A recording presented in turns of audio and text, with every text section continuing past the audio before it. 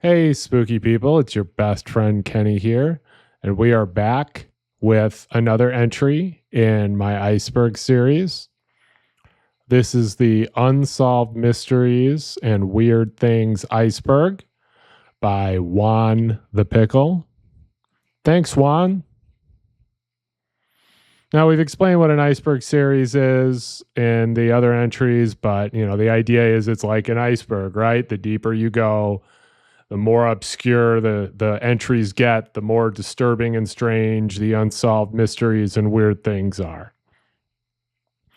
This is the final part, or the third part, of Tier 3. You can go ahead and watch, parts 1 and 2 of Tier 3. Go ahead and watch the parts of Tier 1 and Tier 2 also. Just go watch all my videos and, call your friends and have them watch my videos too. Help me out with the algorithm. Watch them, like them, make sure you subscribe to this channel and, comment below. All right. Let's get spooky. The Antikythera Mechanism. The Antikythera Mechanism is an ancient Greek artifact that is often called the world's oldest known analog computer. It was discovered in a shipwreck off the Greek island of Antikythera in 1901, and it has fascinated scientists for over a century. The Antikythera Mechanism is a complex system of gears and dials made of bronze. It's believed that it was designed to predict astronomical positions and eclipses decades in advance. There's also a theory that it was used to track the cycle of the ancient Olympic Games. The device is sophisticated, considering it was created around 100 to 205 BC, long before such complex machinery existed in other areas. The mechanism uses a series of interconnected gears and dials to track the movements of the sun, moon, and planets. It features inscriptions in ancient Greek that explain its functions and provide instructions for its use. It's believed the mechanism could predict eclipses, lunar phases, and the positions of celestial bodies with remarkable accuracy. The Antikythera Mechanism was a technological marvel, or rather is a technological marvel. And it shows how advanced the technological capabilities of the ancient Greeks were. From a historical perspective, it provides insight into the history of astronomy, mathematics, and engineering. However, the fact that this device is so complex, and there haven't been similar devices found from the same period, has led people to wonder, where did this come from? Now, there's, of course, theories that this is a device that was given to the ancient Greeks from time travelers or aliens. I mean, I'll let you guys, sort of think about that. I mean, what's more likely, that someone was able to create something like this, or time travelers or aliens gave this device to the ancient Greeks? Now, I like the alien theory, and the time traveling theory, honestly. I like both of these theories. I just don't think that they're very likely. But who knows? A858. A858 is a Reddit mystery.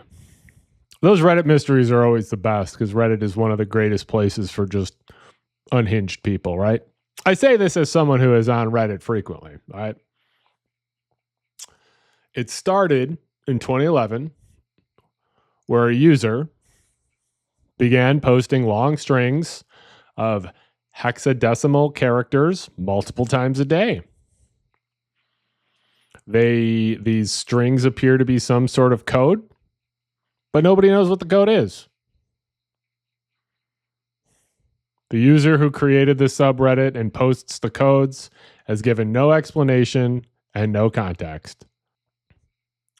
Now, of course, because it's weird, strange, lots of Reddit users are fascinated with whatever this thing is, and people are trying to crack the code. As the interest has grown, the creator of the subreddit has begun dropping what people think are hints, including a message that, when decoded, revealed an image of Stonehenge. There are other types of messages that hint at possible locations and personal information. And then in 2016, the A858 subreddit went private. So most people can't pay attention to what's going on there. Some people believe that A858 was an alternate reality game designed to engage users in this experience. Others believe it just might be some sort of social experiment to see, hey, let's look at online behavior and collective problem solving. Others believe it's just trolling or someone just posting things just to get attention. The mystery remains unsolved. The subreddit is still private. And nobody knows.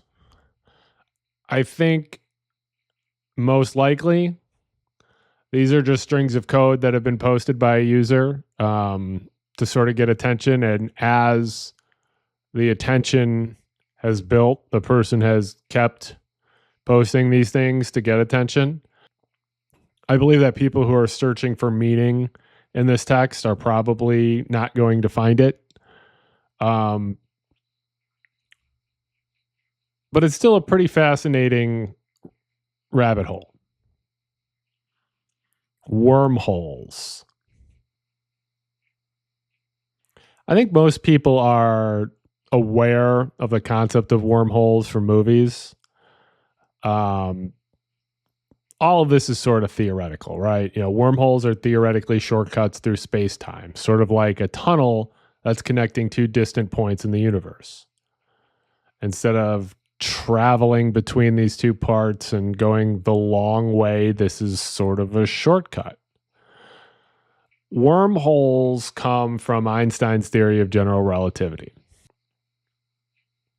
And that's why wormholes are also sometimes known as Einstein-Rosen bridges. This comes from, obviously, Albert Einstein and Nathan Rosen, who explored the concept of wormholes in 1935. How do they work? Well, the answer is no one knows how they work, right? This is sort of theoretical astrophysics here, and as I've discussed, I am not qualified to talk much about theoretical astrophysics.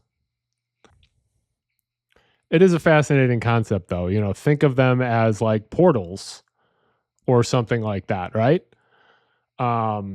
Personally, I would love it if a wormhole would open up between my house and work so I could have no commute to work. That would be very nice. I don't know that I will be lucky enough for that to happen, but fingers crossed, right? The Kelly Hopkinsville encounter. All right, we're getting back to some more alien stuff, right? The Kelly Hopkinsville encounter is one of the most famous UFO events in history. Here's what happened. On August 21st, 1955, a family living on a farm outside of Hopkinsville, Kentucky, reported being terrorized by strange creatures. They described them as small, silver-suited beings with large heads and glowing eyes, often referred to as goblins or little green men, though no one actually described them as green men. These creatures supposedly harassed the family for hours, appearing in the doorways and the windows and even attempting to enter their house. The family shot guns at them, but the creatures were not harmed. The family called the police. Officers found evidence of a disturbance, but no trace of the creatures. Sort of fascinatingly, there are multiple witnesses. There are at least a dozen people who witnessed this encounter, including adults and children, who all corroborated this story. The witnesses all provided detailed descriptions of the creatures and their behavior, which has added credibility to the event. There's also been no evidence of a hoax. People have investigated this, and there aren't any of the key telltale signs of a hoax. Now, there's a couple theories as to what was going on there, right? First is, these were aliens that came, bothered this one family in Kentucky for a little while, and then left, right? Others say that maybe that these were animals, right? Owls, some say monkeys, though I think monkeys in Kentucky are surprising, Another theory is the idea of a mass hysteria or a mass hallucination that could have been brought on by stress or, some sort of poisoning or some sort of environmental factor. Regardless, this has become a staple in our UFO lore. I think there was an X-Files episode sort of based on this encounter. And also, it's believed that the movie E.T. and the movie Close Encounters of the Third Kind were based, or at least elements were based, on this encounter. Jon Jones. Jon Jones was a caver who lost his life in the Nutty Putty Cave in Utah in 2009. It's a terrible name for a cave, right? Nutty Putty, or like Nutter Butters, Silly Putty, I don't know. So on Thanksgiving 2009, Jon Jones, who was a 26-year-old medical student, went caving with his brother and some friends in the Nutty Putty Cave, which is a popular cave and was known for very tight, narrow passages. While exploring, Jon became separated from the group and crawled into a particularly tight, unmapped section of the cave. Ugh, that gives me ugh. Jon mistakenly thought that this was a known passage in the cave called the birth canal. He became wedged upside down in the narrow crevice, which was only 10 inches by 18 inches wide and about 150 feet from the surface. There was a massive rescue effort to save him, involving at least 100 rescuers. They tried various ways to free him, but his positioning and the narrowness of the passages made it almost impossible. After being in this position for 28 hours, Jon Jones passed from cardiac arrest while still trapped. Rescuers were unable to retrieve his body, and the Nutty Putty Cave was permanently sealed with his remains inside. Man, caves are cool. I'm not crawling around in a cave. I'm not going down any sort of narrow anything. If I can't stand comfortably in that cave, I'm not interested. I'm not going to be crawling through that thing. I saw Descent, right? I hearing this story, hearing all these other stories. Nope. Not going to go get stuck in a cave. Not going to lose my life because I decided to try to squeeze through some things, right? Admiral Bird. Admiral Richard Evelyn Bird was an American naval officer, explorer, and aviator who is considered one of the most important figures in the history of polar exploration. He explored both the North and the South Pole and also had extensive expeditions to Antarctica. In 1926, he led a successful flight over the North Pole, becoming the first person to reach the pole by air. He made the first successful flight over the South Pole. So that way he was able to, cover both poles. So great job. From 1931 to 1933, he led the first major American expedition to Antarctica and established the Little America Base Camp. During this expedition, he conducted extensive scientific research and mapped a large portion of the continent. Bird was, as I said, one of the biggest pioneers of both the poles and Antarctica. He received numerous medals and honors, including the Medal of Honor, the Navy Cross, and the Flying Cross. He was also inducted into the Naval Aviation Hall of Fame and the Explorers Hall of Fame. I get that, we need these people, and these people have all of my respect. I have no desire to go to Antarctica for any reason. It's too cold. It's too dry. Don't want to get stuck out there. The Wi-Fi is probably terrible, So I bet Amazon Prime doesn't deliver down there. So you can just leave me out of that. Charles Vance Malar. Charles Vance Malar was a prominent Canadian lawyer who is best known for his eccentric and controversial will, which sparked what became known as the Great Stork Derby.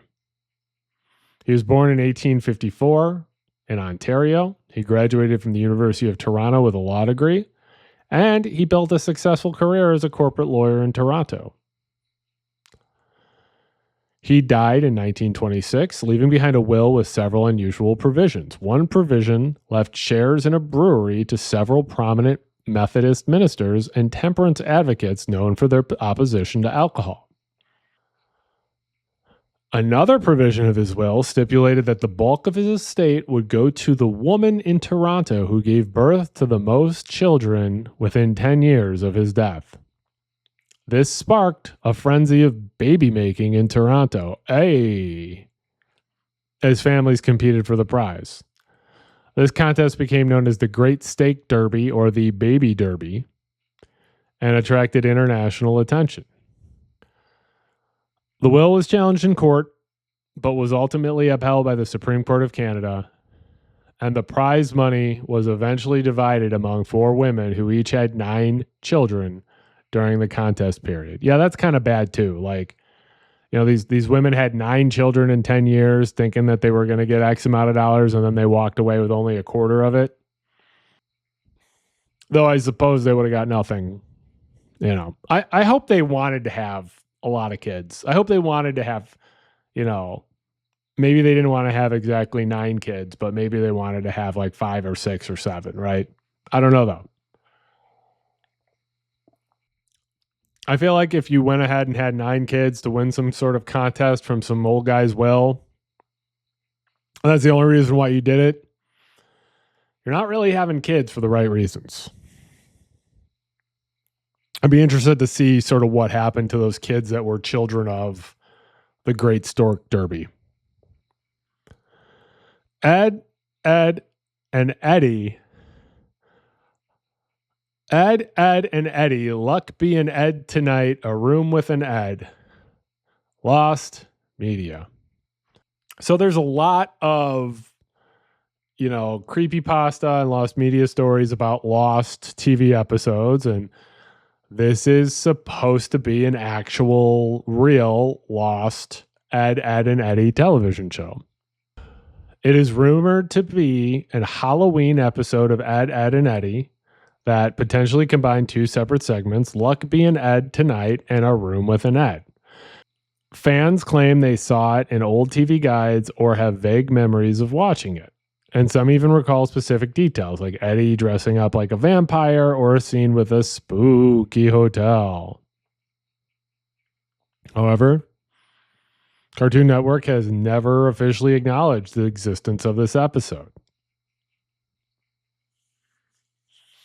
Now, this sounds like a prime example of a Mandela effect to me.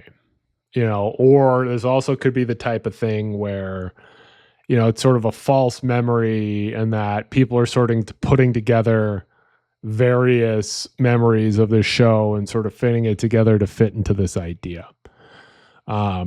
maybe it was a hoax. Maybe someone came up with this idea and other people just sort of had these false memories or, whatever you want to call it to remember it. Though, lost media is fascinating. As I've discussed, lost media fascinates me. And if this was an actual episode that has sort of disappeared or is secret or is missing, that's pretty cool. So we will stay tuned and figure out if this ever comes out, because these lost media TV shows, a lot of them end up surfacing at some point. So maybe it will. The Denver airport. Now this is one, I go to Denver a lot. So this is one that I like. The Denver International Airport is famous for having a whole host of conspiracy theories involving it. In 1995, the Denver International Airport replaced the Stapleton International Airport because Stapleton International Airport was overcrowded and outdated. The Denver airport is one of the largest airports in the world by land area and has a very unique peaked roof design. There are a lot of collections of public art, murals, sculptures, gargoyles, etc. A lot of this art is sort of pretty fascinating and strange to be in an airport. All of this weird art, the design, the delays in actually building this airport has created, of course, conspiracy theories. Some believe that the airport was built by a secret cabal known as the New World Order as a headquarters or bunker in preparation for a global catastrophe. Others believe it's the Illuminati that's involved, that the airport's artwork and architecture contain hidden Illuminati symbols, and that this secret society is somehow running or involved with this airport. Now, there are underground trams in this airport that you ride, and due to those, there are rumors of vast underground tunnels and bunkers beneath the airport for government agencies. Now, there is also a massive statue as you approach the airport, a blue Mustang known as Lucifer, that is 32 feet tall with glowing red eyes, and it's believed to look demonic. And yeah, it looks pretty crazy. And the crazy thing is the sculpture actually killed the person who created the sculpturist, the sculptor, I guess. Part of it fell on top of the person who created the sculpture, and he died. And they still have it out there. This is a deep rabbit hole. I suggest, if you're ever in Denver or you go to Denver, and you should go to Denver. Denver is nice. You should walk around the airport and look at some of the stuff and, read some of the writing about it and go look at the things, and they're all sort of fascinating. But the best part is, Denver International Airport, the airport actually sort of leans into the weirdness. And I remember being there and seeing construction signs that made reference to lizard people and Illuminati references in the signage to sort of poke fun at these ideas, which is cool. I like people having fun with that kind of stuff. Aeschylus. Aeschylus was a Greek tragedian who lived in Athens. Aeschylus was a Greek writer who lived in Athens during the 5th century BC. He is often called the father of tragedy because he is the earliest of the 3 ancient Greek writers whose plays have survived. The other 2 are Sophocles and Euripides. Father of Tragedy would be a great name for a band. Aeschylus pioneered the tragic play. He would introduce a second actor to these plays, which would allow for complex dialogue and dramatic interactions, which fundamentally changed the way stories were told on stage. His plays are known for their powerful and poetic language filled with vivid imagery and profound themes. And he would explore justice, fate, free will, and the relationship between humans and the gods. He supposedly wrote 70 to 90 plays, but only 7 have survived in their entirety. Some of his works include The Persians, a play about the Persian War, 7 Against Thebes, which tells a story about the conflict between the brothers Eteocles and Polynices, the Oresteia, a trilogy of plays that follows the tragic story of the house of Atreus, and Prometheus Bound, which explores the myth of Prometheus, a titan who defied the gods by giving fire to humanity. Now, I've never been a big ancient play person generally. I'm not a big Shakespeare fan. I'm not a big, whoever, not a big fan of Euripides, not a big fan of Sophocles. I've always needed my literature or my reading to be more modern to relate to it. But there's a reason why these are called the classics, and there are a lot of people that these type of plays speak a lot to, and that's great. If that's your thing, great. Sam Ballard. Sam Ballard was an Australian man who became widely known due to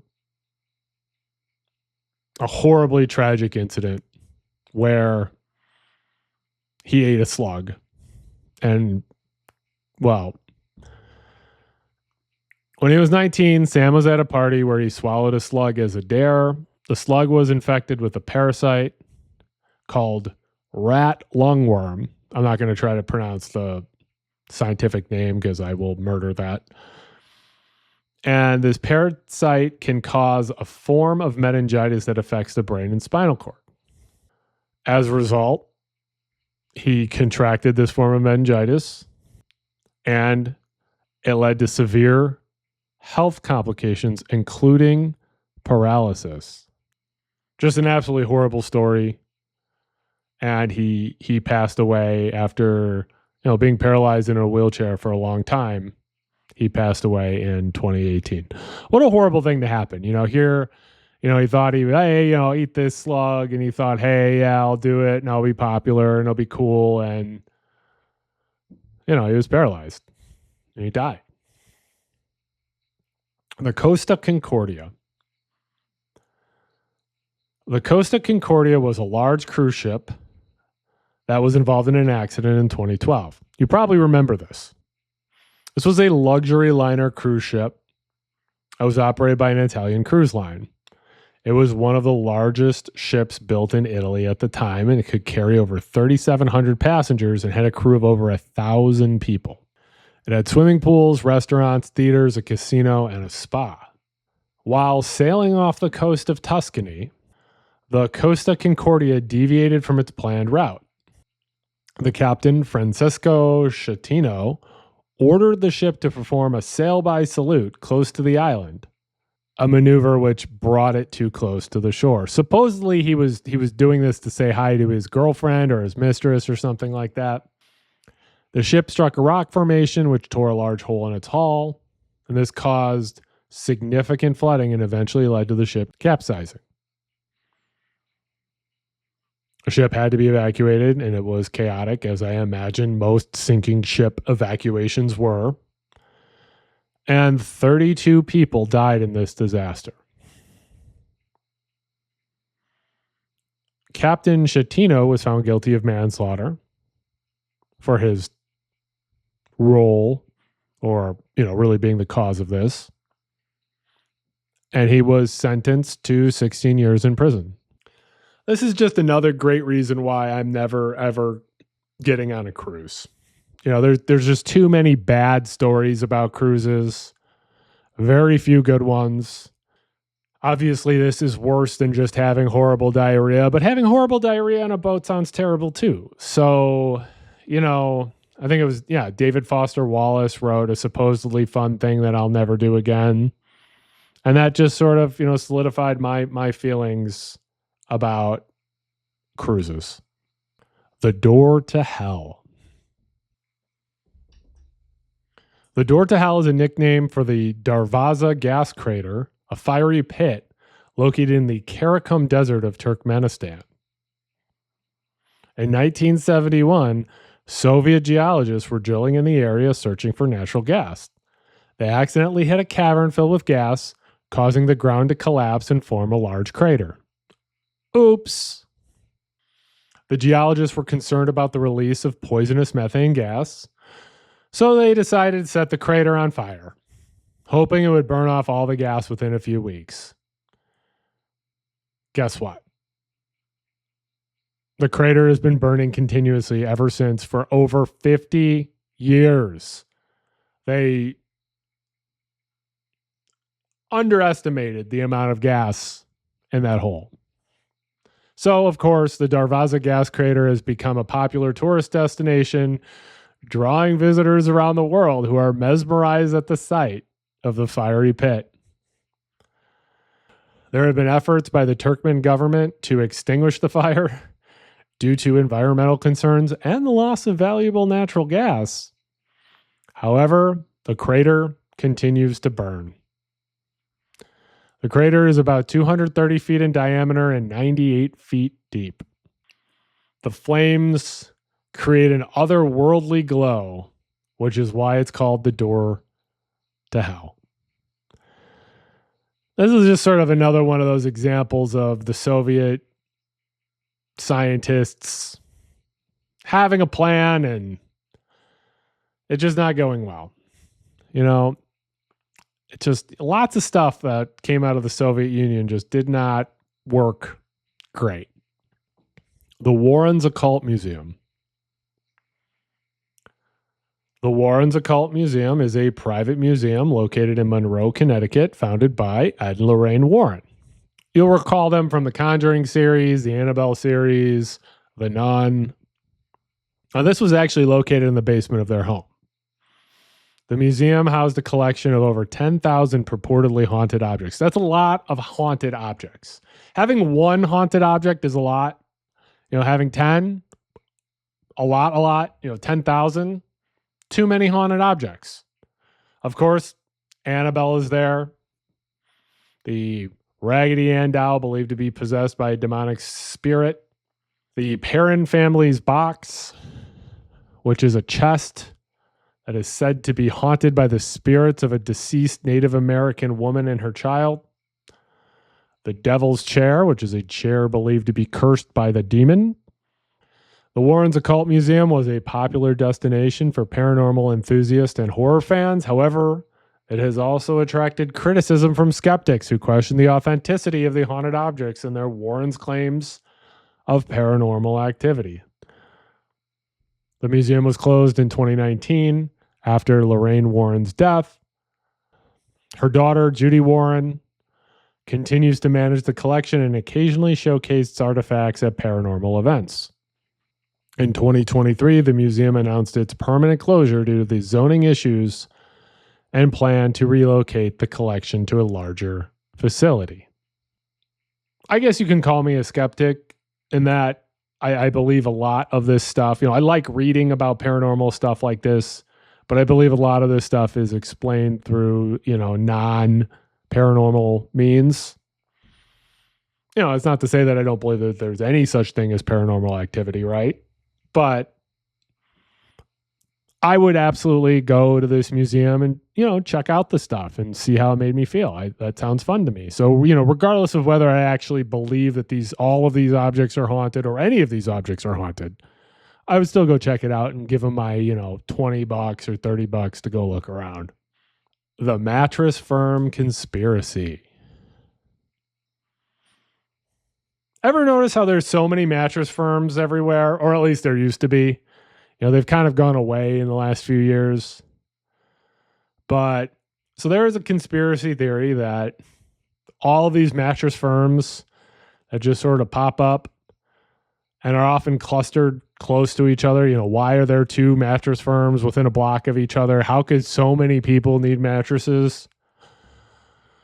Well, people noticed all these stores everywhere, and people noticed that there are rarely customers in these stores.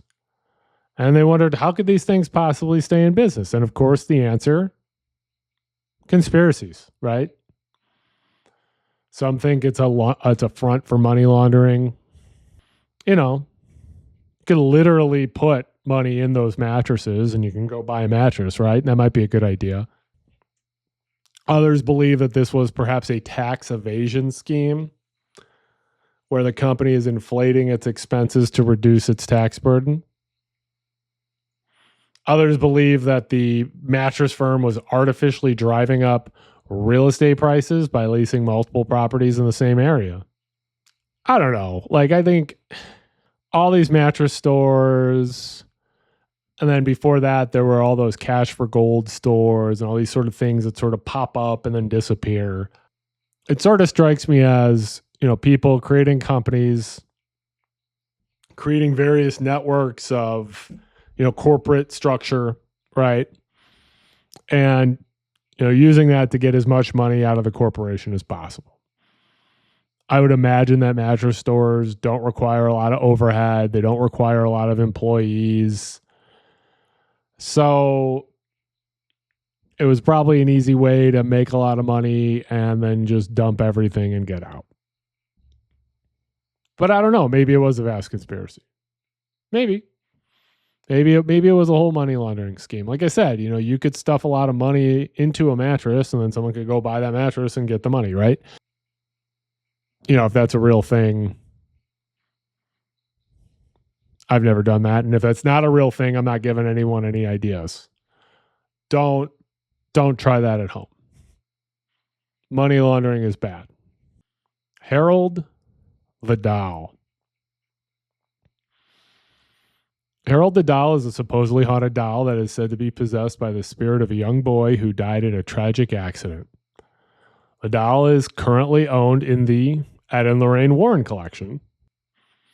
The doll was originally owned by a woman named Doris. She claimed that her son, Robert, began acting strangely after receiving the doll as a gift. He would talk to the doll, and the doll would move on its own.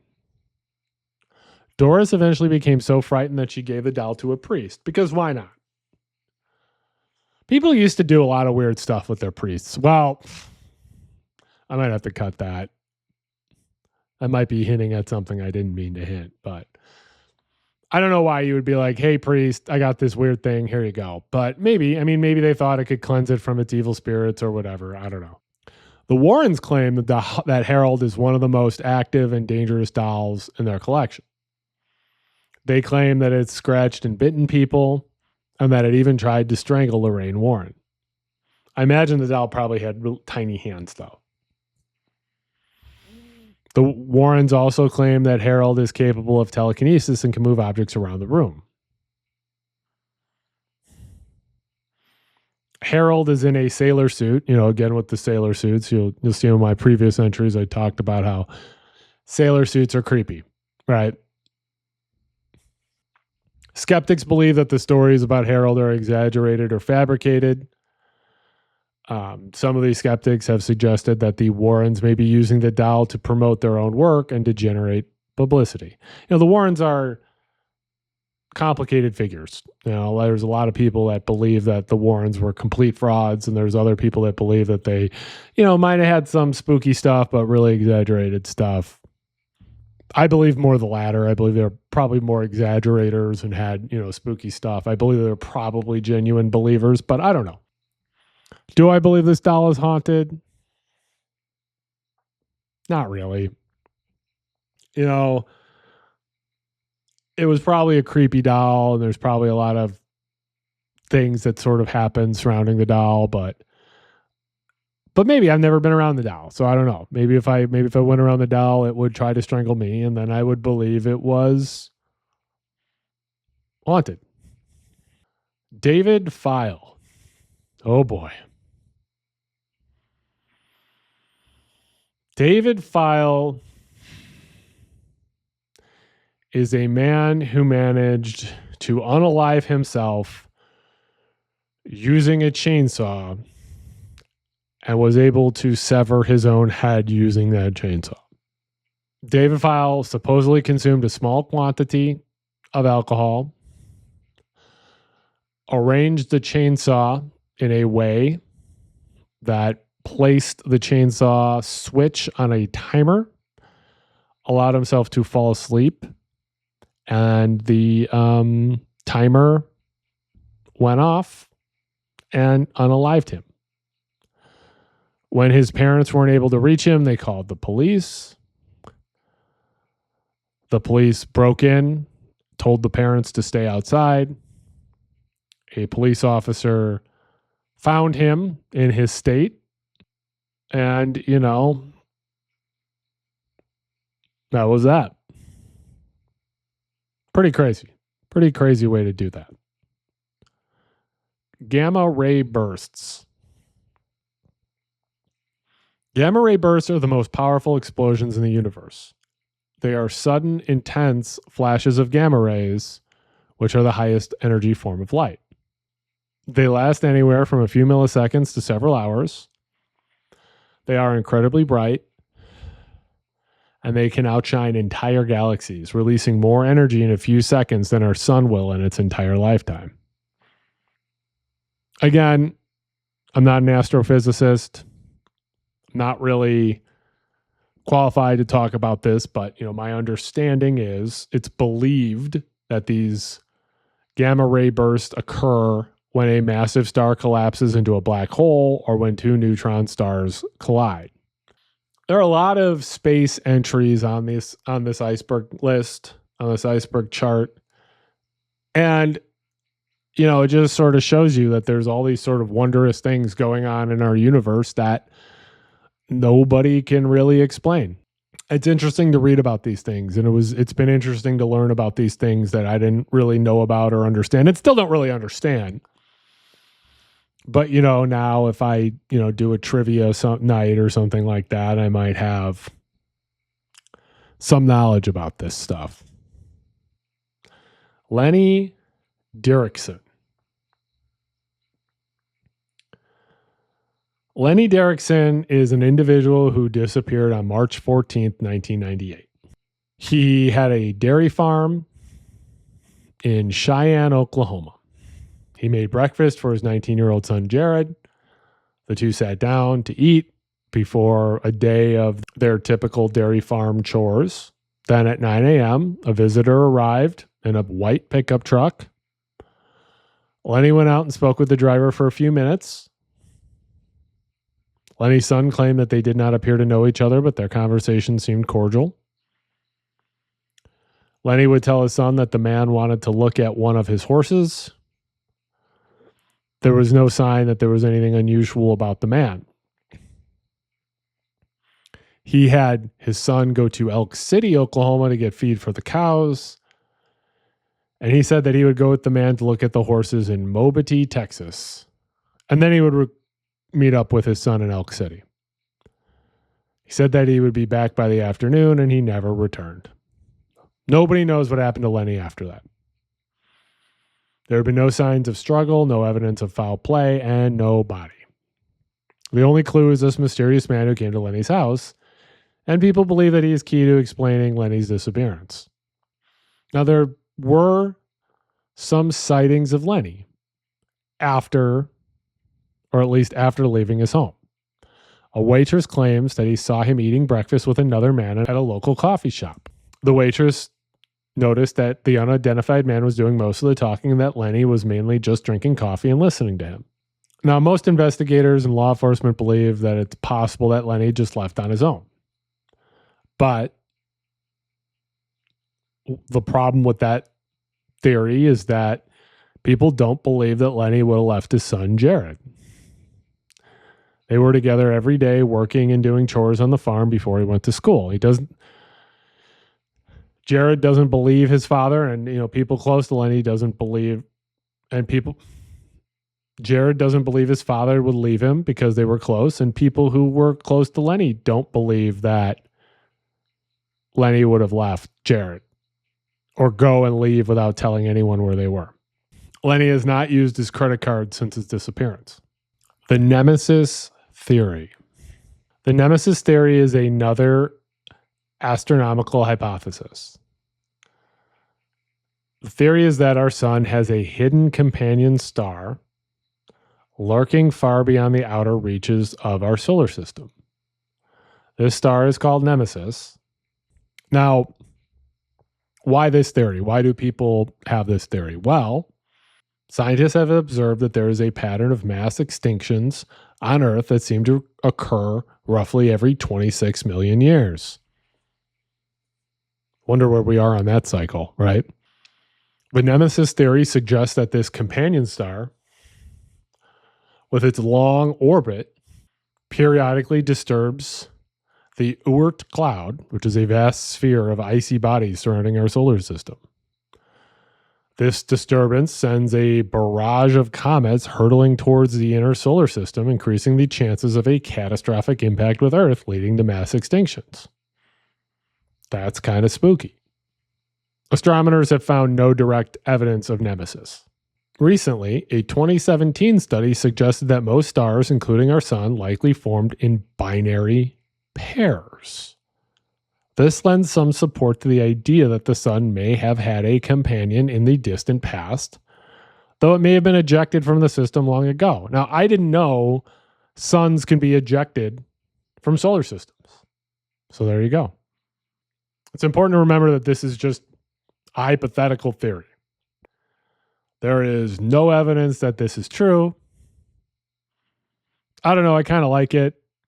I'm going to become like a nemesis-er. I'm just going to start arguing with people that there's a second sun that nobody knows about, a second secret sun called Nemesis. Get really into it. Get really weird with it. The Toin Be Tiles. Now, you might have seen some of these. The Toin Be Tiles are these mysterious tiles. No one knows where they came from that are embedded in asphalt. They have these small cryptic messages. They're usually about the size of a license plate, though some are larger. They typically are made of layers of linoleum and asphalt crack filler. Now, there's one of these in Chicago, and I've seen it before. So it's pretty neat. I don't know who's responsible for this stuff, but most of them have a variation of this inscription. Toynbee idea in movie 2001 Resurrect Dead on planet Jupiter. No one knows who made these tiles. No one knows who made these tiles. No one really knows what the message means, although it appears to be a reference to the film 2001 A Space Odyssey by Stanley Kubrick and the writings of historian Arnold Toynbee. Whoever was making these tiles is doing so in a guerrilla way, embedding them into the asphalt without permission. There's a lot of theories about who this can be, and this brings up, a question, is this art or is this vandalism? Or at least at what point does vandalism become art? At what point is tagging or any of these things considered art? I think stuff like this is neat, and I know there are a lot of areas that have, street murals and stuff like that are also neat. So I land on the part that this isn't vandalism. This is art, and it's neat and it's cool. And like the idea that it's done in this guerrilla way is also cool. Homicidal sleepwalking. Homicidal sleepwalking, also known as homicidal somnambulism, is a rare phenomenon where individuals supposedly commit violent acts, including murder, while they are sleepwalking. Sleepwalking occurs during the deep stages of non-REM sleep when the brain is not fully conscious. It's a sleep disorder. People who are sleepwalking are typically unaware of their actions and have no memory of them waking up.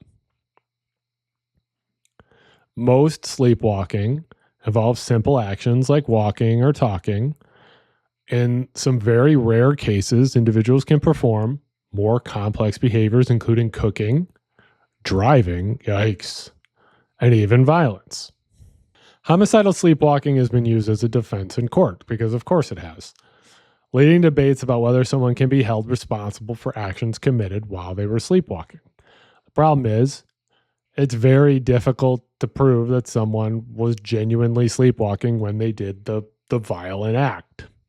Or if they just did it and are just claiming that's what happened. Now, I've heard a few of these stories, about someone, supposedly doing this in their sleep, or, I generally assume drugs and alcohol are involved when this stuff happens, or at least some sort of medication, that's a drug, but, not necessarily illicit drugs.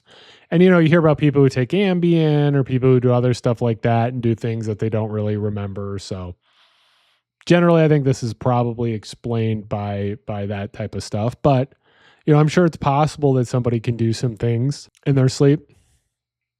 One of the most famous examples of homicidal sleepwalking involves Kenneth Parks.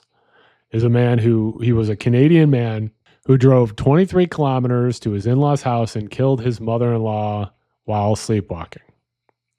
He was acquitted of the murder, so the jury believed it. My red is not your red. Whoa, man. My red is not your red is a philosophical concept that explores the subjective nature of human experience, particularly how we perceive color. Color is a personal experience. When we see color, what's really happening is that our eyes are receiving light waves in the form of a specific wavelength. Our brain then interprets those wavelengths as a particular color. We generally agree what red looks like, but there's no guarantee that what I see as red is exactly the same as what you see as red. And in fact, I think it could probably be argued that it's most likely that it's not. Our individual brains process and interpret those light waves differently. There's also this problem describing color. Describe red. What is red? Without using the word red or a variation of the word red, right? This is kind of one of those things that sort of, you can really sort of spend a time trying to grasp your mind around this idea that, these things that you see are all related to light and how your brain interprets them. And you could sort of spiral down this sort of mind hole of wondering, reality is really subjective. And, pretty much everything we experience is filtered through our minds. Scary, spooky, strange. My reality is not your reality. Hanging coffins. Hanging coffins are coffins that are placed on cliffs, inside caves, or on rock faces, rather than being buried underground. This is a unique burial practice that has been documented in different parts of the world, with each culture that uses this practice or has this practice having its own reasons and methods. For example, in southern China, the Bo people of southern China, who are now extinct, practiced hanging coffin burials. Their coffins were often placed in seemingly inaccessible locations high on cliffs or in caves. People don't really know why people did this, but, it sort of goes back to there was probably a reason for it, right? Some theories are protection from animals or scavengers. The idea that, this creates people closer to heaven or makes people closer to heaven. There are a lot, it's still a mystery of how a lot of these different cultures have managed to place these coffins in these difficult to reach locations. I don't really have a lot of thoughts on this. People have their own, other cultures have their own ways of doing stuff. And it makes sense that, some cultures bury their dead. Some cultures do something different. It just has to do with their experience, right? The Yellowstone Zone of Death. The Yellowstone Zone of Death is a theoretical legal loophole that exists within a 50 square mile section of Yellowstone National Park. This is not legal advice. Kenny does not agree that this is real or accurate. This area falls within the Idaho portion of the park, and people have argued that a person could potentially commit a federal crime in this area and get away with it. Yellowstone is primarily located in Wyoming, although small portions of it are in Montana and Idaho. The Federal District Court of Wyoming has jurisdiction over the entire park. The Sixth Amendment of the U.S. Constitution guarantees the right to a trial by a jury of your peers, meaning a jury selected from the state and district where the crime occurred. The Idaho portion of Yellowstone has no residents, making it impossible to form a jury from both the state and district where the crime occurred. Now, this is some galaxy-brained level thoughts here. But the argument is that a jury cannot be formed. This loophole, this theory, this legal theory has never been tested in court. A lot of legal experts and scholars don't believe that this theory holds any water. If you consider me a legal expert, which you shouldn't, I just know a very specific section of the law. I don't agree with this legal theory. I don't believe that it's accurate. So, I'm sorry, guys. This one I don't believe you're going to be successful in doing crimes in this area. The Godly Recon. Now, this is an internet mystery. Godly Recon's online presence has seemingly emerged from nowhere with little to no information about their identity or their motives. They are known for posting bizarre and cryptic messages on various online platforms, including forums, social media, and even within video games. These messages often contain philosophical musings, religious references, and coded language. Some videos associated with Godly Recon have surfaced, featuring unsettling imagery and distorted audio, which of course deepens the mystery. A lot of people believe this Godly Recon is an alternate reality game. And I think that that's probably the most likely thing. It's either, an ARG or an art project or, some people being weird on the internet, trying to create intrigue, trying to get attention with, mystery that doesn't, may not have a ton of meaning behind it. But I don't know. The way to look at this kind of stuff, and really the way to look at all internet mysteries, is if you enjoy it, if it means something to you, great. And whatever meaning you find in it, great. If you want this to be some sort of deep message from somebody and you can find that, that's fantastic. All of the power to you. The Skunk Ape. The Skunk Ape is a cryptid, which, as you know, we love cryptids here. And it is said to inhabit the swamps and forests of the southeastern United States, with the most sightings occurring in Florida. It is described as a large, hairy, ape-like creature that walks upright, similar to Bigfoot or Sasquatch. But there are a few key differences.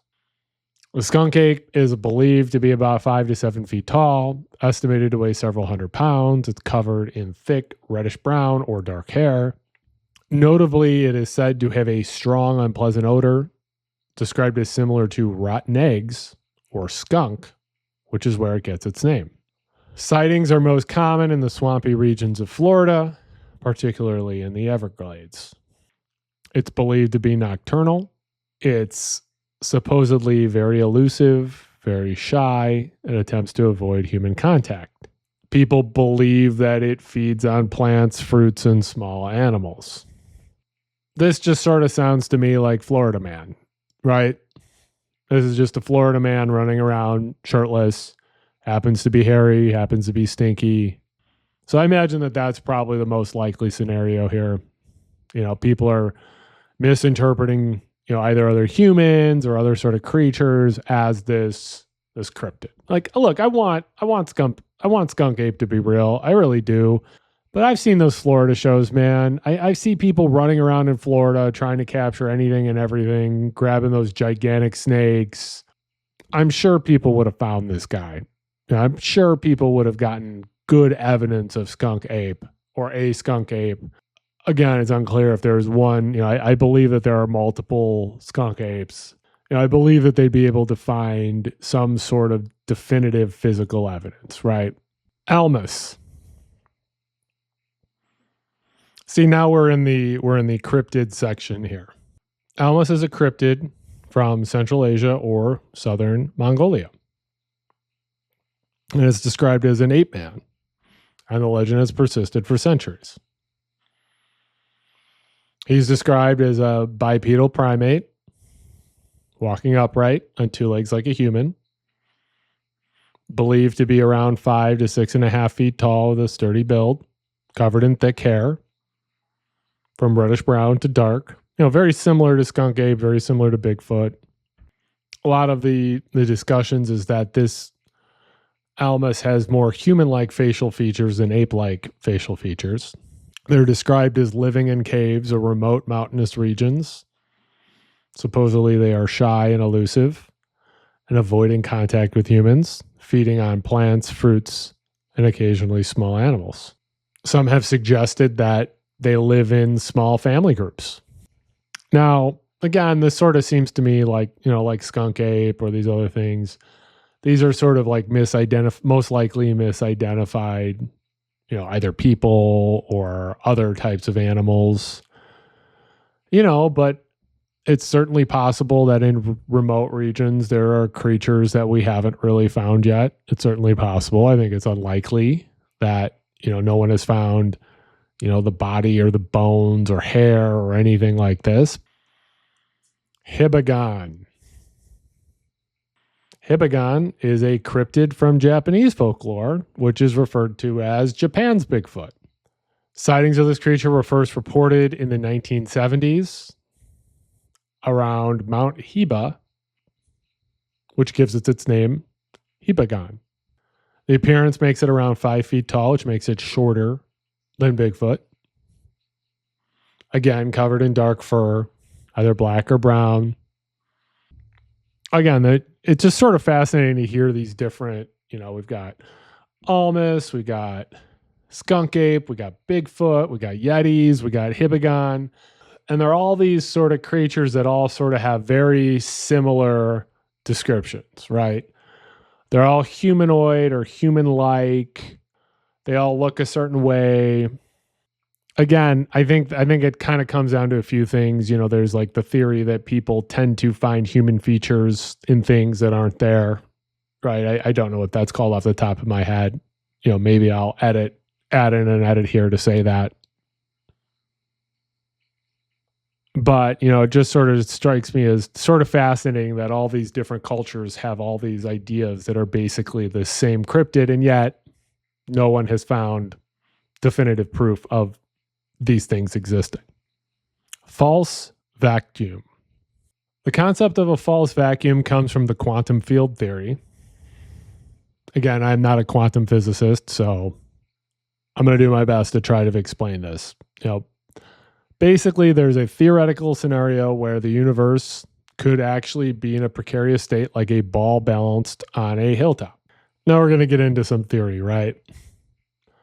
So the idea behind a true vacuum is that the lowest possible energy state of a quantum field is completely stable, like a ball resting at the bottom of a valley. A false vacuum is a higher energy state that is temporarily stable, like a ball resting in a shallow dip on a hillside. It can remain in this state for a long time, but is not truly stable. What can happen is what's called a false, or theoretically happen, is a false vacuum decay. If something disturbs the false vacuum, it could decay into the true vacuum state. This would be like the ball rolling down the hill from the shallow dip in the valley floor. What does this mean? Well, if our universe is in a false vacuum, a decay event would be catastrophic.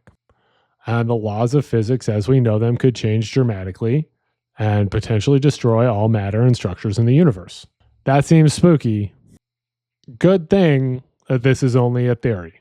Also, I suppose it doesn't really matter, right?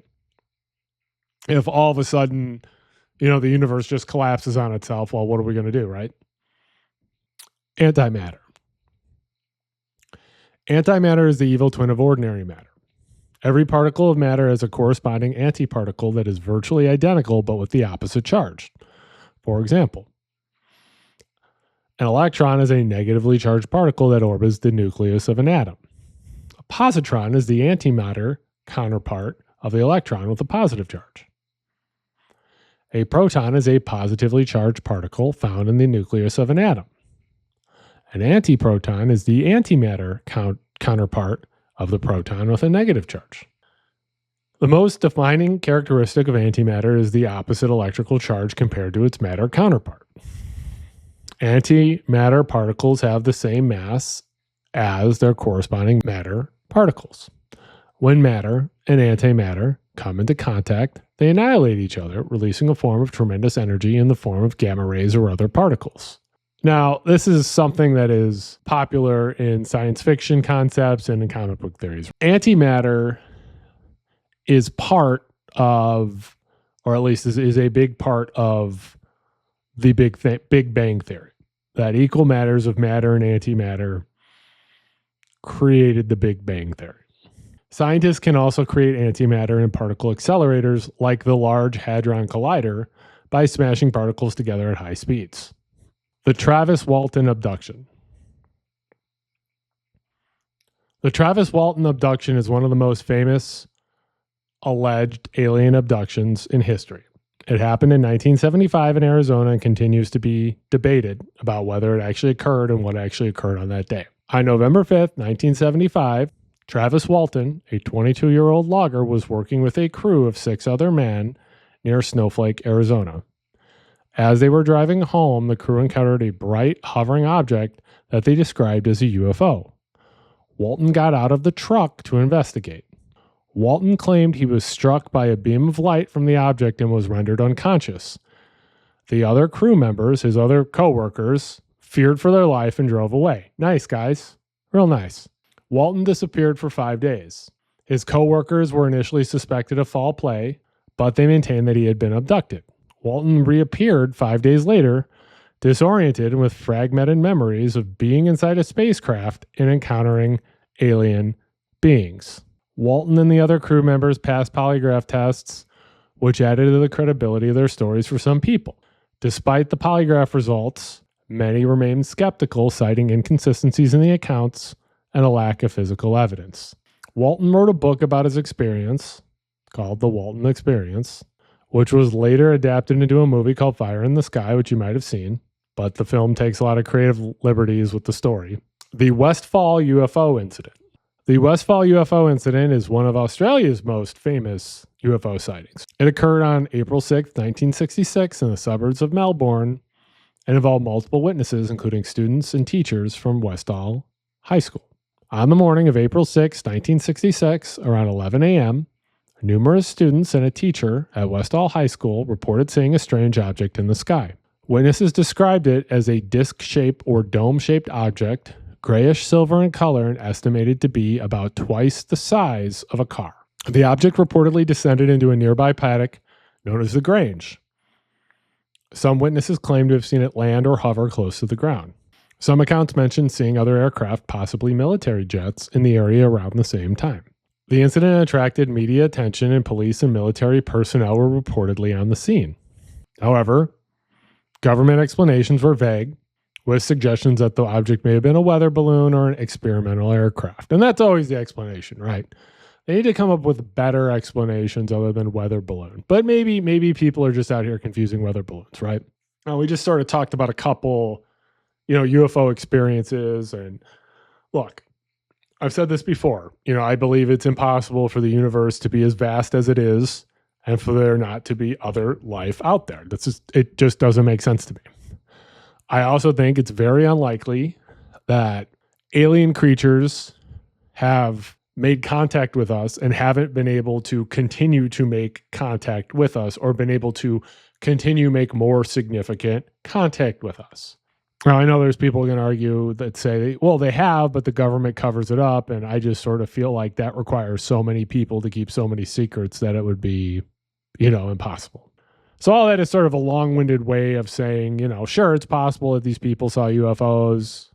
It's possible that people were abducted by aliens. I just believe that if it were true, we would have a lot more than just sort of these accounts from these people. Like I said, I believe there has to be alien life somewhere. There has to be. Maybe they're just trying their best and they're just not as technologically advanced as, we like to think they are. I mean, they're just really giving it their best shot and using all their hardest work, or maybe it's like the kind of thing where they are around us and they just don't really like us that much and they're like, yeah, these guys suck. Let's go somewhere else. Certainly possible too. The Delhi Purple Sapphire. The Delphi Purple Sapphire is a cursed gemstone. It's not a sapphire at all, but an amethyst. I don't know why they couldn't just call it the Delhi Amethyst, but I wasn't in charge of naming this thing, obviously. This gemstone was looted from the temple of Indra, who is the Hindu god of war and weather, in Kanpur, India, during the Indian Rebellion of 1857. It was brought to England by Colonel W. Ferris, a Bengal cavalryman. Ferris and his family suffered a series of misfortune, including financial ruin and health problems, which they attributed to the gemstone. The stone was passed down through the family and to friends, with each owner reportedly experiencing similar misfortune, including illness, accidents, and even death. A scientist and writer named Edward Heron Allen acquired the stone in the late 19th century, and he also experienced a string of misfortunes, and he's the one who put together the stone's history. He concluded that the stone was trebly accursed, and wrote a detailed account of its history and the misfortunes of its owners. He then donated it to the Natural History Museum in London, along with his history of its curse, and advised that it was to be kept in a sealed box. The stone is on display at the Natural History Museum of London as part of their vault collection. Now, is this stone really cursed? I mean, the human experience is a series of misfortunes, right? Bad things happen to people all the time. Life is sort of a series of bad things happening to people, right?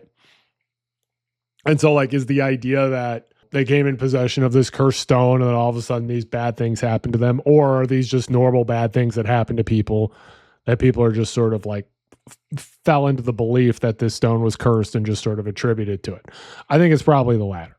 I think it's mostly coincidental misfortunes that are just part of existing as a human. There's also this idea that if you're primed to believe something is cursed, you're more likely to attribute curses to those things. So I'm sure that's probably what's going on here. The Koh-i-Noor diamond. A Koh-i-Noor diamond is another cursed gemstone, this time a diamond. It is a 105.6 carat diamond that is part of the British Crown Jewels, but its ownership is disputed by several countries, most notably India. It was believed to have been mined in India possibly as early as the 13th century. It has passed through many hands over the centuries from various rulers and emperors of India. It is often seen as a symbol of power and conquest. In 1849, after the British annexation of Punjab, the diamond was surrendered to Queen Victoria. In 1852, Prince Albert, Queen Victoria's husband, had the diamond recut to improve its brilliance, reducing its size from 186 carats to its current size of 105.6 carats. Nice job, guys, cutting this diamond that you guys stole. There's a lot of talk now about colonialism and the fact that, the English looted the world of all these beautiful artifacts and then stuck it in museums in London. India, Pakistan, Afghanistan, and Iran have all laid claim to the diamond, demanding its return. And the British government says, nah, we're not returning it. Now, the diamond has a curse. Legend associated with the diamond is that it brings bad luck to any man who owns it, but it can be worn by a woman or a god with impunity. So, ladies, you can wear this diamond. Men, leave it alone. Rebecca Corriam. Rebecca Corriam was a young British woman who mysteriously disappeared from the Disney Wonder cruise ship in March 2011. Her case is unsolved. Rebecca was a 24-year-old crew member working as a youth activities counselor on the Disney Wonder. She was from Chester, England, and was described as a bright, bubbly, and popular person. On March 22, 2011, while the ship was sailing off the coast of Mexico, Rebecca vanished without a trace. She was last seen on CCTV footage in a crew area, appearing distressed during a phone conversation. The initial investigation was performed by Bahamian authorities, which is where the cruise ship was registered, which is very common for cruise ships to be registered in the Bahamas.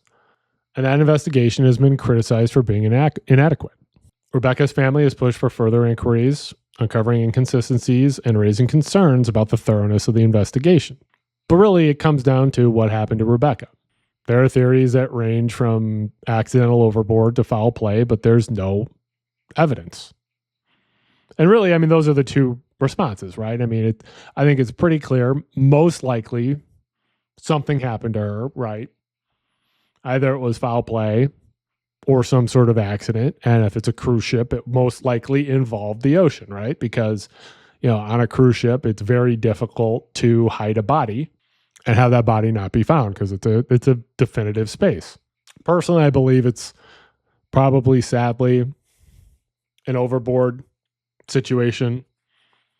Whether she went overboard on purpose or by accident or someone made her go overboard. If you disappear on a cruise ship, I think the most likely situation is that you ended up in the ocean, and that's why they never found you. Gustave. Gustave is a legendary, gigantic Nile crocodile that lurks in the waters of Burundi, Africa. And he is a famous man-eater. And the exact number of his victims are unknown. It's estimated he's responsible for the deaths of hundreds of people. He's estimated to be around 20 feet long and weigh over 2,000 pounds. This makes him one of the largest Nile crocodiles ever recorded. He's basically the size of a car. Giant, bitey dinosaur the size of a car that likes eating people. Now look, crocodiles, this is just a crocodile being a crocodile. Really, you can't be mad at the crocodile.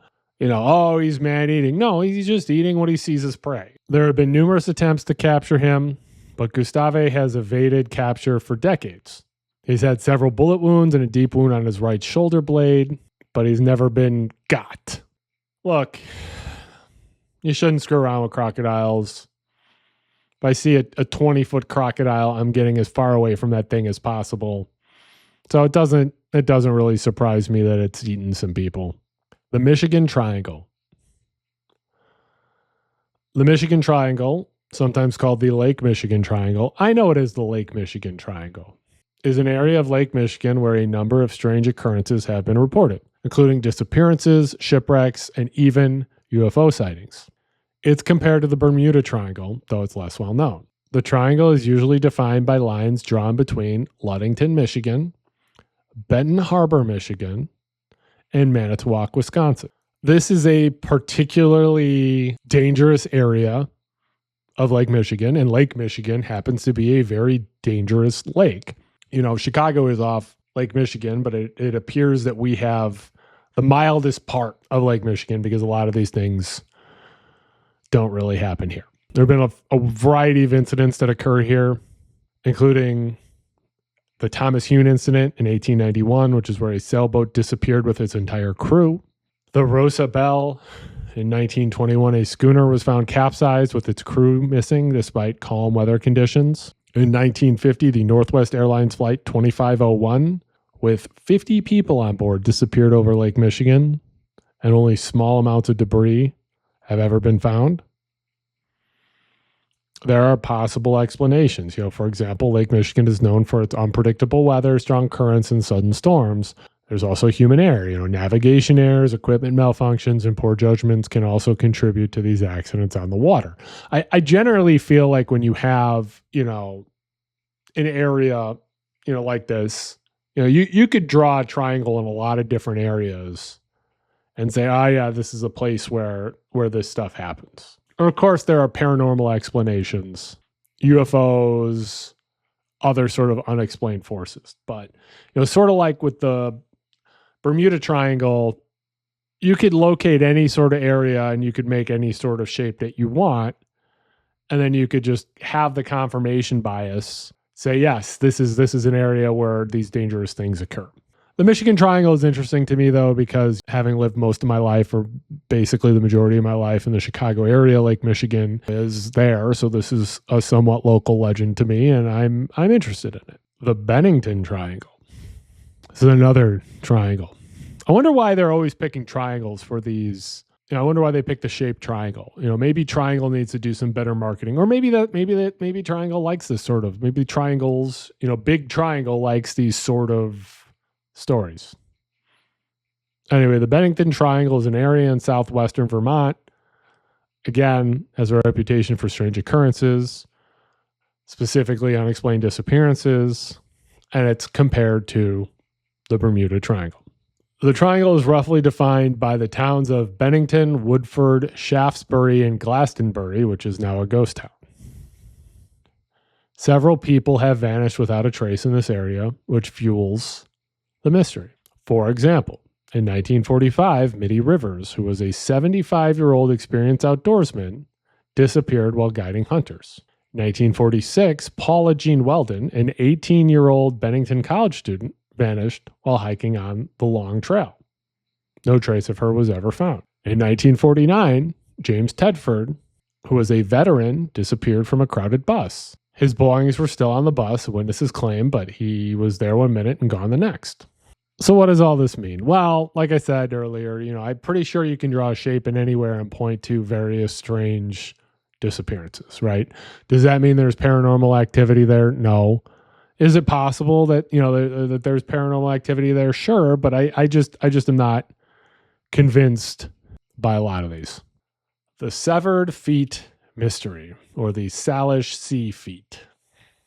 The Salish sea feet mystery is a phenomenon that has been occurring since 2007. Over 20 detached human feet have been found washed ashore on the coasts of the Salish Sea, which borders British Columbia, Canada, and Washington State in the United States. Most of the feet have been found still inside shoes, often sneakers or hiking boots.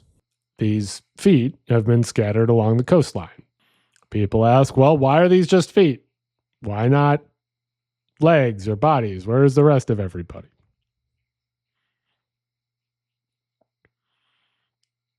I don't know. It seems pretty weird. Sort of seems like this might be a confirmation bias, but I don't know. I mean, maybe there is a good explanation for it. Maybe this is a particularly choppy area, and if people get lost at sea in that area, their bodies are broken in certain ways, and, maybe where they would be protected in their footwear. I don't know. I'm just saying it'd be really weird to be walking on the beach and to find a foot. Scientists believe that feet detach naturally from bodies during decomposition in water, which I guess sort of makes sense, right? Kind of a smaller area, and modern shoes are lightweight and buoyant, which can help them float. I still think that this is just a really weird thing. The Whaling House in Wales. This was a tougher one to sort of track down. We're sort of actually getting to the territory where it's harder and harder to get even more information about these things. But the Whaling House in Wales, also known as the Pennyford Farm, which is located near Mold in Flintshire, North Wales, has gained notoriety in the 1990s and early 2000s for being dubbed the most haunted house in Wales. It was the site of a wide range of paranormal activity that has received media attention, internet attention, and, people are arguing, is this actual paranormal activity or is this just a hoax? The Gower family owned the farmhouse at the time and reported a variety of strange occurrences, including sightings of a ghostly pregnant teenager, a ghost hooded monk, and a young boy ghost. They've claimed to see objects moving, household objects moving inexplicably around the house or being thrown. Supposedly Welsh words carved into walls, even though this family didn't speak Welsh. And there's also electronic disturbances of malfunctioning electronics or strange noises on baby monitors. Of course, the story has attracted media, paranormal investigators, and people who like spooky stuff. There is a 2023 BBC documentary series called Paranormal: The Girl, the Ghost, and the Gravestone, which investigated the events at the Pennyford Farm. Some people believe the hauntings are genuine. Others believe that they're hoax. Some people believe the family is seeking attention or financial gain. Others believe that it's possible that, there's like a confirmation bias sort of going on here. And, all of these things sort of put together can be described as natural causes or, psychological factors. All right, let's keep going. Coral Castle. Coral Castle is a structure in Homestead, Florida, that was built by an individual named Edward Leedskalnin between 1923 and 1951. It's composed of over 1,100 tons of oolite limestone, which is frequently mistaken for coral, that Leedskalnin quarried, carved, and moved himself.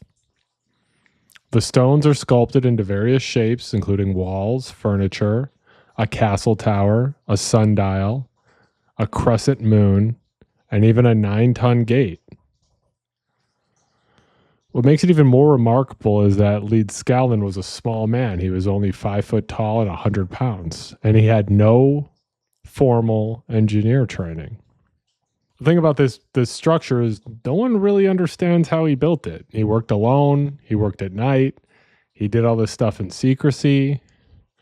There were no records, no blueprints. So no one really knows how he did this. It's sort of one of those off the beaten path marvels that people were able to come up with, or this guy came up with. Lauren Spirer, or Spirer. I think it's Spirer. Lauren Spirer was a 20-year-old student at Indiana University who tragically disappeared in the early morning hours of January 3rd, 2011, after a night out with her friends in Bloomington, Indiana.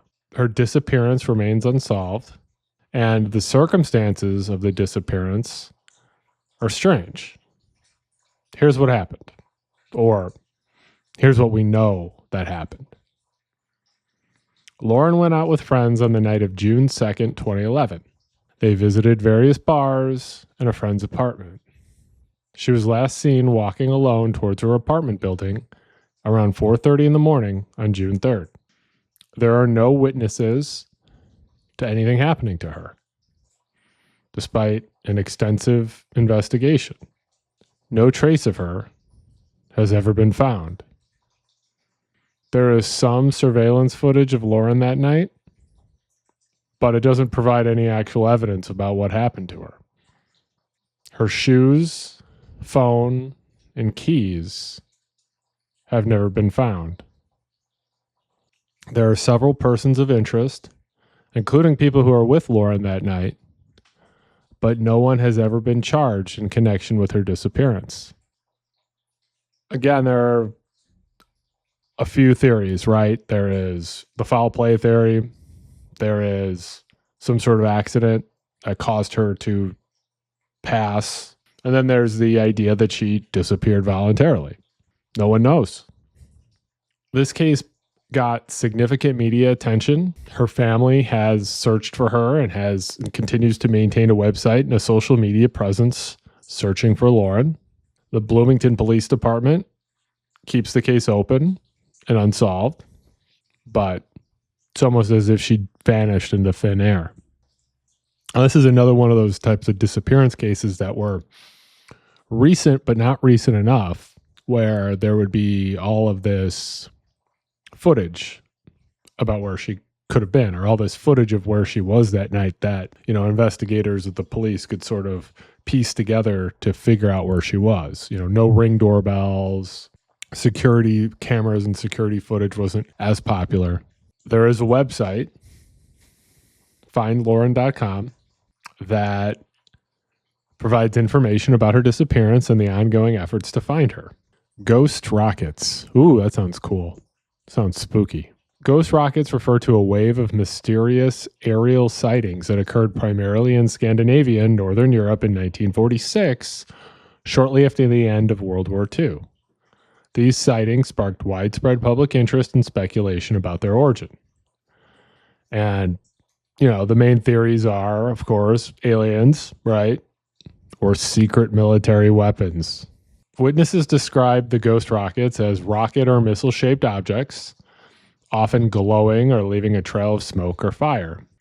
They supposedly flew at high speeds and would perform unusual maneuvers such as sudden changes in direction or hovering in the air. The sound, witnesses would claim it sounded like a hissing or whistling sound going through the air. And there were thousands of these sightings between May and December of 1946. That sounds to me like, Soviet Union technology, right? Russian technology or American technology. It seems like a Cold War type situation to me, but could be other things. Some people have questioned whether that they were meteors, although meteors don't really move like that. But, as you know, eyewitness testimony isn't always accurate. Other theories include ball lightning, which is a pretty cool thing in and of itself. Experimental aircraft, which I think is certainly possible. Or UFOs. This is another one of those situations where this was immediately following World War II or a year after World War II. So there's some belief that maybe there was heightened anxiety following the post-World War. And maybe this caused people to be more apt to see these type of objects and to maybe report them as rockets or, whatever. Personally, I think the idea that I think it's probably most likely some type of weaponry from, the Soviet military or the United States military, or maybe both. Hessdalen lights. The Hessdalen lights are a mystery that has puzzled scientists for decades. They are unexplained light phenomena that appear in the Hessdalen Valley in rural central Norway. They vary in shape, size, and color, but are often described as bright white, yellow, or red lights that float or move through the valley. Sometimes they're described as glowing orbs or flashes or streaks of light. The lights move in strange ways, which is what makes these lights so mysterious. They happen to hover in place for long periods of time and then would suddenly move rapidly across the sky. Some of these lights reportedly have split into multiple lights or merged together. Now, at the peak of these lights in the early 80s, there were reports of up to 20 sightings per week. However, the frequency of these sightings and the periods of activity, kind of wax and wane. Despite research, the exact cause of these lights is unknown. Some scientists believe it's an atmospheric phenomena, that the lights could be either ball lightning or some sort of related atmospheric phenomenon caused by gas or plasma. Others believe that these lights could be related to geological activity. The Hessdalen Valley is rich in minerals, and this could be some sort of either radon decay or electricity or light reflection. Some scientists believe that it could be electromagnetic. It could be an electromagnetic phenomenon. And as always, aliens. These kind of natural mysteries are kind of the coolest to me because, or at least some of the coolest to me, because scientists spend all this time trying to come up with a concrete reason for this to be happening. And I get it. I get being curious, trying to figure it out, but explaining what's happening here is like, oh yeah, this is this weird mineral interacting. I mean, that's still weird. It's still weird that these things occur and these things move in that way. So this is something I would like to see someday, but I would love to go to Norway someday. So the Kecksburg incident. The Kecksburg incident is a UFO sighting that occurred in the United States in the small town of Kecksburg, Pennsylvania on December 9th, 1965, and involved the supposed crash of a fiery object from the sky. On December 9th, people across several states and Canada witnessed a bright fireball streaking across the sky. The object reportedly crashed in the woods near Kecksburg, Pennsylvania. Witnesses described it as acorn-shaped or bell-shaped with strange markings and lights. The area was quickly cordoned off by the military, and the military reportedly removed a large object from the crash site. Some witnesses have claimed to have seen a large acorn-shaped object being loaded onto a flatbed truck, but the official statements from the military claim that nothing significant was found in the site. Now, the first thing that everything comes to mind when something weird comes from the sky is, that's an unidentified flying object, and therefore a UFO equals aliens. Another theory is that it might have been a Soviet satellite that re-entered the atmosphere and crashed. I think it's probably most likely it was some sort of a satellite, whether it was a Soviet satellite or a United States satellite or some other country's satellite. I think that's probably the most likely answer. Find Satoshi. Find Satoshi is an online puzzle, or ARG, that began in 2006 and was finally solved in 2020. It was part of a larger game called Perplexity, created by the company Mind Candy. The purpose of the game was simple: find a real person named Satoshi. Players were given a single photograph of Satoshi, his first name, and a few cryptic clues within the Perplexity card game. The search spanned the globe, with players from all over the world collaborating and sharing information online. Now, unlike most online games, Find Satoshi involved a real person in the real world. That's what makes this an ARG, an alternate reality game. The idea of a whole bunch of people across the globe working together to find Satoshi, find this person, it's pretty cool. Now, how they found him: a German man named Tom Lucas Sager used a reverse image search to find a photo of a man who looked like Satoshi in a Flickr album. This led him to a photo of a runner at the finish line of a Japanese marathon. He was able to confirm from online sleuthing that the runner's name was Satoshi, and he was located in Japan. Satoshi was surprised and amused that he was found. There is a documentary about this game, and it was released in 2022. I haven't seen it, but if this kind of thing interests you, you should check it out. It was narrated by William Dafoe, who everybody loves. The Charlie Project.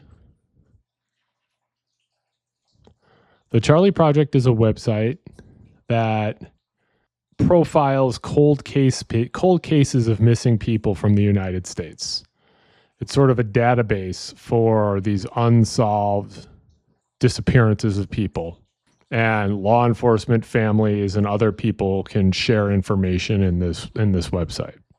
It contains information on over 16,000 missing persons cases with detailed profiles that include photos, physical descriptions, the circumstances of disappearances, and online updates of the case. The Charlie Project mostly focuses on cold cases, meaning that they are no longer being actively investigated by law enforcement. The goal is to keep these cases in the public eye and generate new leads. This is one of those things that I find to be both a great use of internet resources, right, to find these people who have gone missing, but also just sort of a heartbreaking thing that there's all these people that are looking for their loved ones and have no idea what happened to them. Gaps in human history.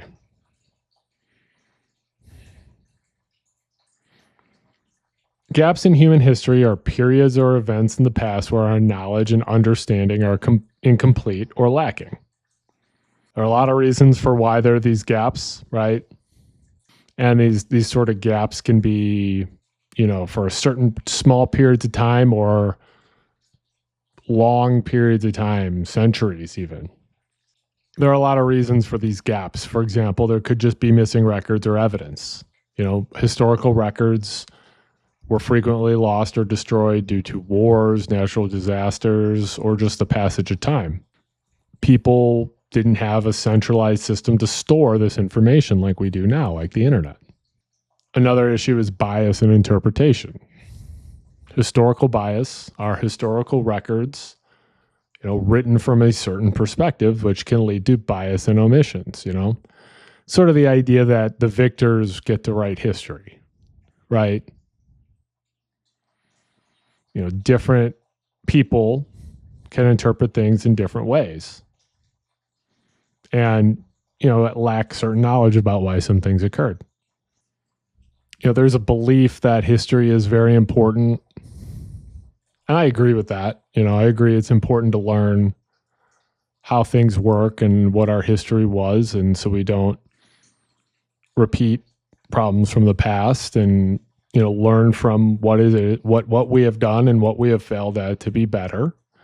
And so that's why that there are people who are passionate about filling in these gaps. Google Earth black zones. It was kind of fun to Google Earth black zones. So I guess you have to consider the source here, right? If Google was really hiding something, maybe I should have used DuckDuckGo. But from what I was able to determine, there's a few reasons why there are these black zones on Google Earth. A big one is security and privacy. Governments often request that sensitive locations like military bases, nuclear facilities, and government buildings be obscured on Google Earth to protect national security. This can also happen on private property. Individuals or companies can also request to have their property blurred or blacked out for privacy reasons. There are also technological limitations. Google Earth relies on satellite imagery, and sometimes there might not be high resolution images in that area. There can also be issues with image processing, and errors or glitches in the image can lead to these black zones. And there are certain spots that, are blacked out that people believe, are blacked out for reasons that, are conspiratorial in nature, that there are conspiracy theories about why these things were blacked out. A few examples of blacked out areas. Junction Ranch in California is completely blacked out and nobody knows why. There's an Air Force base in France called Reims Air Force Base. I think that one sort of makes sense. It's a military base. The Royal Palace in the Netherlands is blurred out for security and privacy reasons. And the King Tega Nepal mountain peak is obscured, although most believe it's because there is a lack of high resolution imagery in that area. Rebecca Roche. Rebecca Roche was a 15-year-old girl from Berlin, Germany, who disappeared from her home in the early hours of February 18th, 2019. Her case is unsolved, and the circumstances surrounding her disappearance are strange. Rebecca was last seen at her sister's house in the Brits district of Berlin, where she had spent the night. She was reported missing when she didn't show up for school the next day. Despite extensive searches and investigations, no trace of Rebecca has ever been found. Her phone was last active later that morning in the vicinity of a nearby park, but it has never been recovered.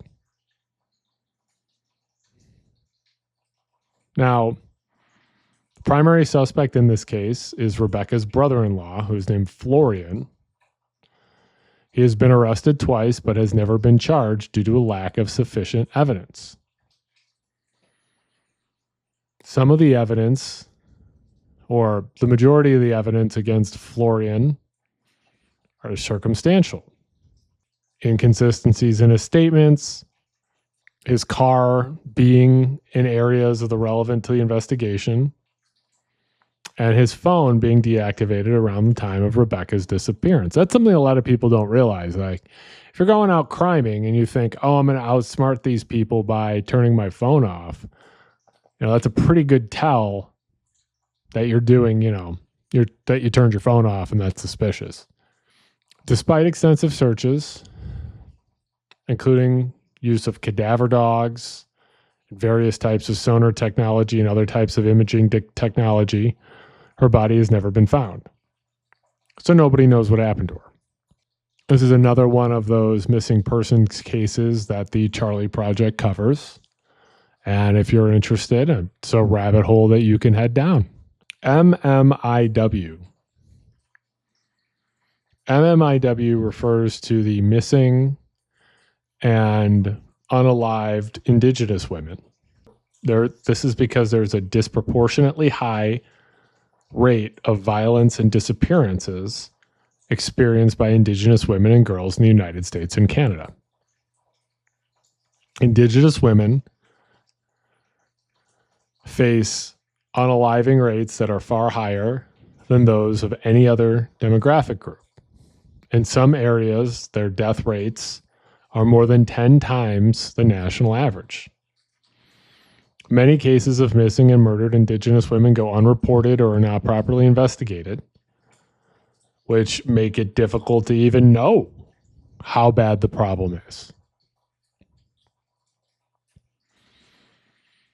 There are historic and systemic factors that the MMIW crisis is rooted in. And that includes historical and generational trauma. Generations of colonialization, forced assimilation, and violence have had a devastating impact on indigenous communities, which contributes to social and economic disparities that have increased these women's vulnerability to violence. Indigenous women also often face systemic racism and discrimination, which can make them the target of violence and can lead to their cases being overlooked or mishandled by law enforcement. Many indigenous communities struggle with poverty, lack of access to healthcare and education, and limited infrastructure, which increases the vulnerability of these women to violence and makes it difficult to search for these women and to provide services to help these women. The MMIW movement is a grassroots movement led by indigenous women, families, and communities to raise awareness about the crisis and provide resources to address it.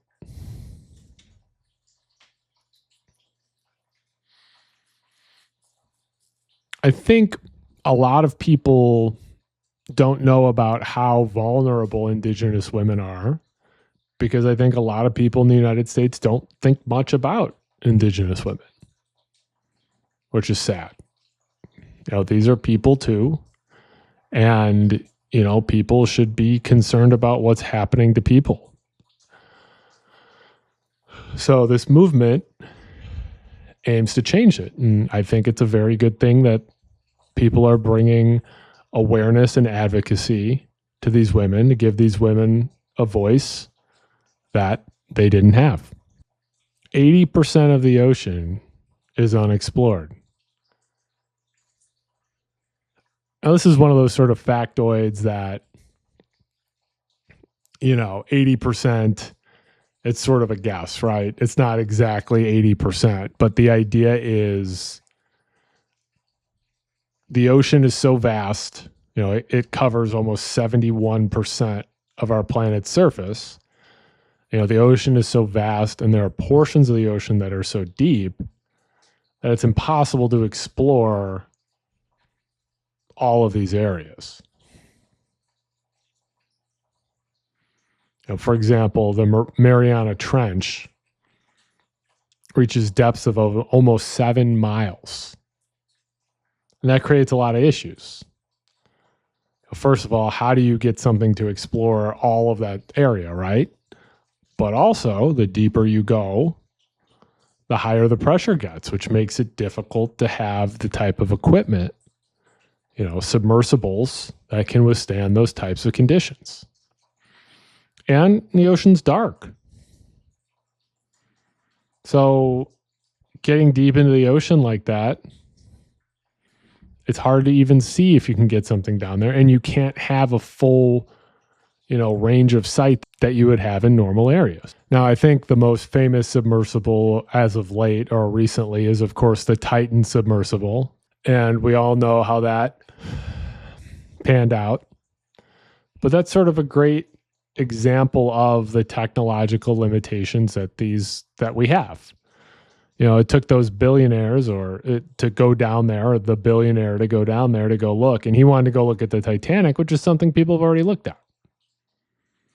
So if someone's not looking for something specific down there, it's harder to get people interested in that area.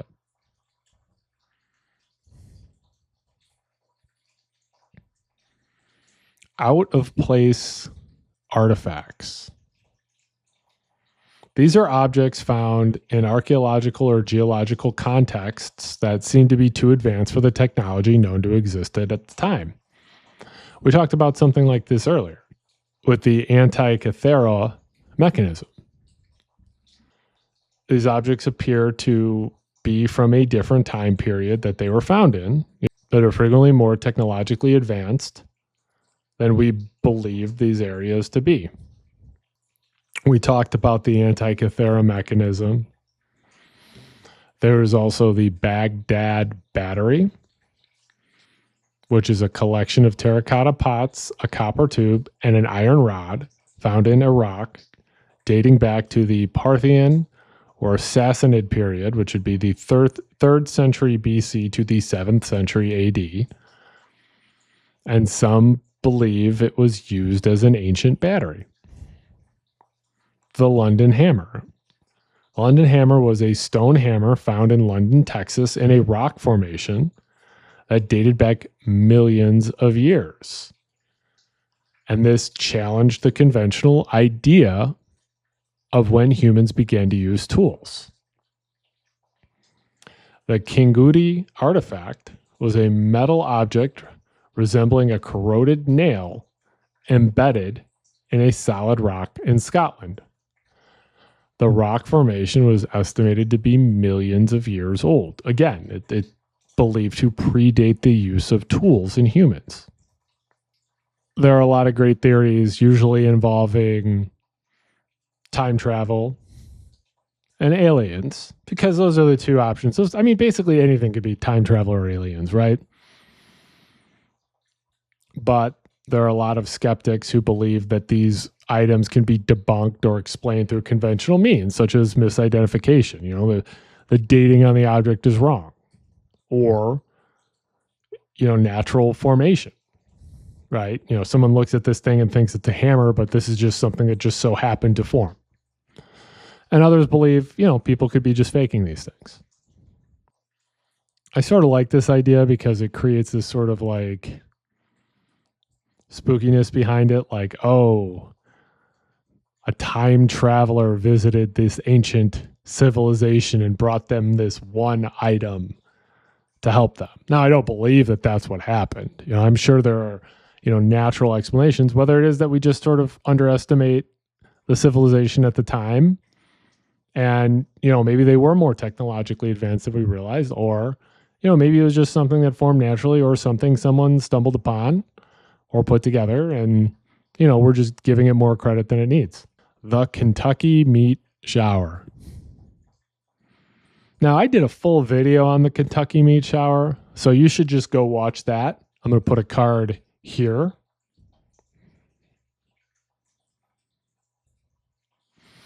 But the idea is, meat rained from the sky. And there are various theories as to what it was.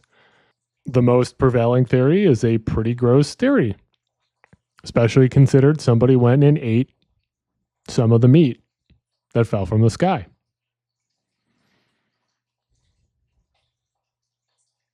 All right, guys, we did it. That's the end of Tier 3.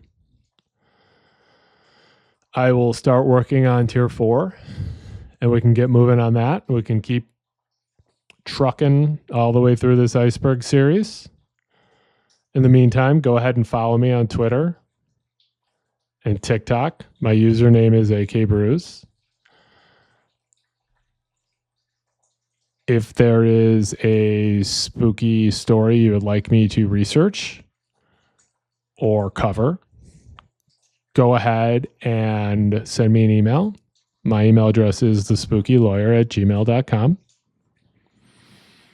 And if you like my videos, if you like these videos, go ahead, like, subscribe, share this with your friends. That would help me out in the algorithm if you would like, subscribe, and share. And if you have any experience with any of the things we cover here, tell me about it in the comments. I would love to hear your stories about some of these bizarre, unsolved mysteries and weird things. Anyway, it's been your best friend, Kenny. Thank you for watching my video, and stay spooky.